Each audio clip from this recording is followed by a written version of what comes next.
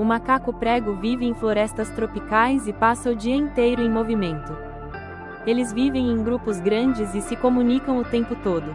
Quando algo chama a atenção, a reação é imediata. Esse é um dos primatas mais inteligentes das Américas.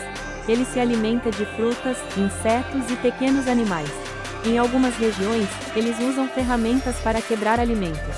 Os filhotes aprendem observando os adultos. Rápido, inteligente e sempre em grupo, o macaco prego nunca para.